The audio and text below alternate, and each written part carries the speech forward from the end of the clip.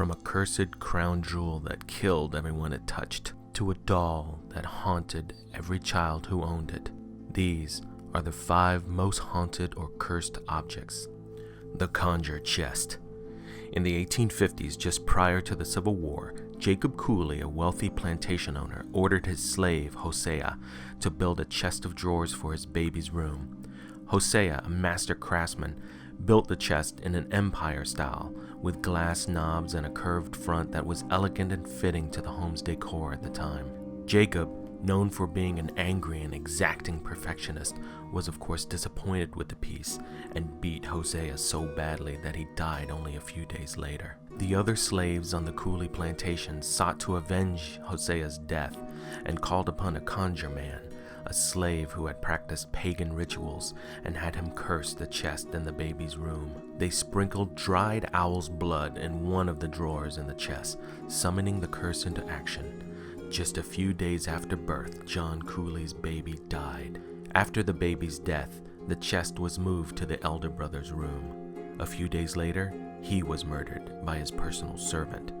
The chest was in the attic storage for years until it was given to Melinda, a younger Cooley daughter who had lived with her Irish husband Sean. They placed the chest in their home, and shortly after, Sean left Melinda, who then fell ill with worry and died at age 40. While he was away, Sean died when its steamboat gangplank fell on his head. Then Arabella, an adopted daughter of the Cooleys, inherited the chest. Within weeks, her husband and child both died of mysterious illness. Another daughter-in-law, Esther, stored her wedding dress in the chest and died shortly after. An aunt in the family knitted a pair of gloves and a hat for her son as a gift and stored it in the chest. The boy died as he fell from a train. In all, 16 members of the Cooley family died from either inheriting or placing their belongings in the Conjuring Chest. It currently sits quietly, holding no belongings, in the Historical Museum of Frankfort, Kentucky. The Busby Chair. In summer of 1702, a petty criminal and coin counterfeiter named Daniel Audie and his family moved to a small farming town near Thirsk in North Yorkshire, England, to conduct his activities in secret. Daniel's daughter married a man called Thomas Busby, and they lived in an inn close to a town where Thomas loved to drink in his favorite chair all night. Thomas joined Daniel in his criminal enterprise when he wasn't drinking. One night, Daniel went to the inn, sat in Thomas's favorite chair, and argued with his daughter over her choice of husband. Daniel went back to his home and found Thomas already there, holding a coin counterfeiting hammer in his hand. He used the hammer to bludgeon Daniel to death for not only putting him down, but for sitting in his favorite chair at the inn. Thomas was caught and convicted for the murder of Daniel and sentenced to death by hanging. As he was marched to his execution, Busby cursed with death anyone who dared sit in his favorite chair at the inn. Upon his death, the owner changed the name of his business to the Busby Stoop Inn. In the years since Busby's death, over 60 people who have sat in the chair died shortly after. One chimney sweep in 1894 sat in the chair and was found the next morning hanging from the post outside the Busby Stoop Inn. Later in the 20th century, World War II airmen stationed near the town would frequent the pub.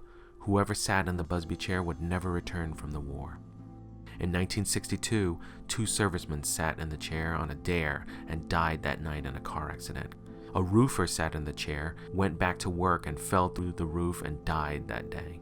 A cleaning woman accidentally bumped and grazed the chair whilst cleaning the pub floor and suffered a brain tumor months later.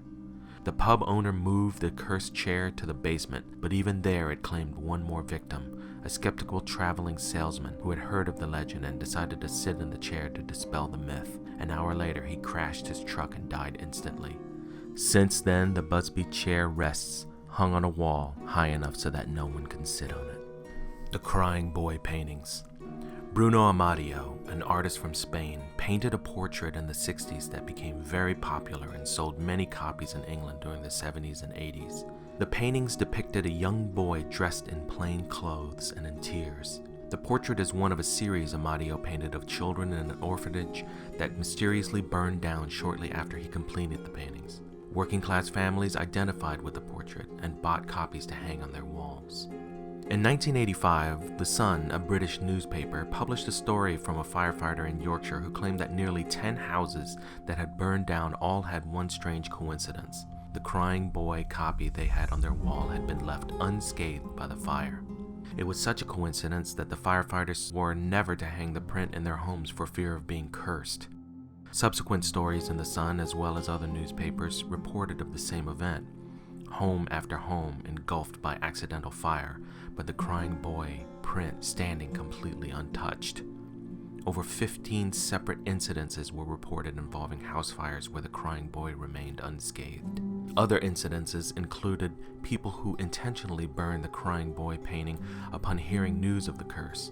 One involved Richard Reynolds from Falmouth, England, who had burned 2 copies of the paintings on Guy Fawkes Night because he had tried to give the prints away to friends only to have the friends return them because they experienced illness and bad luck after hanging the prints in their homes.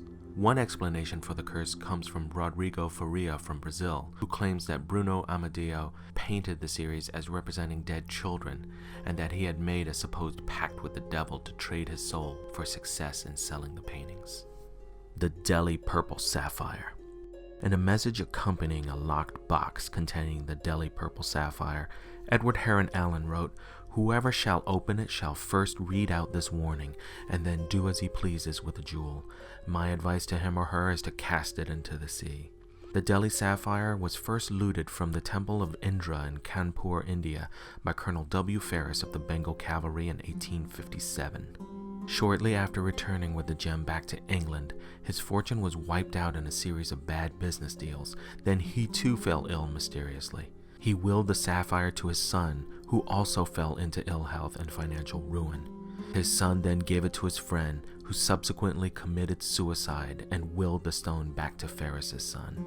The gem was then given to Edward Heron Allen, a scientist and writer who immediately fell into its financial and health curse. He tried giving it to a friend, a singer who just after receiving it was struck with a throat ailment that ruined her voice and destroyed her singing career forever. Then it was given back to Heron Allen, who then decided to throw it into the Thames River. Just a few months later, the gem was back in his hands, returned by a jeweler who met with the same terrible luck as soon as he had bought it from a dredger, a man who dove into the murky river depths searching for precious goods. Heron Allen locked the gem in with a letter of warning for whomever would open and own the gem. It is currently displayed at the Natural History Museum's Special Collection in London. Robert the Doll. In 1904, Robert Eugene Otto received a wooden sailor's doll for his 4th birthday.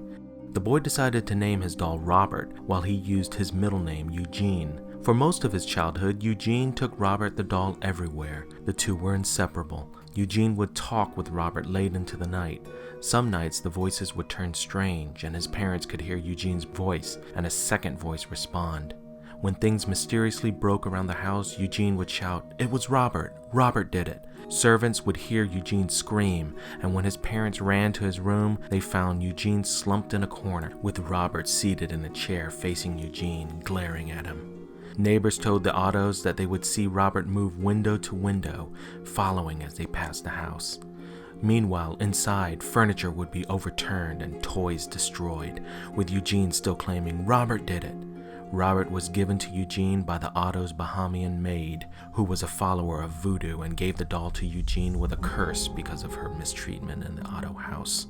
When Eugene grew up and inherited the home from his parents, he got married and placed Robert in the turret room of the Otto house, where his wife claimed Robert would scowl at her as she passed the room and laugh into the night. When Eugene passed away, his wife rented the home out and instructed tenants to keep Otto locked in the attic and never remove him from the house. Eventually, the house was sold in 1974 to a family who discovered Robert in the attic.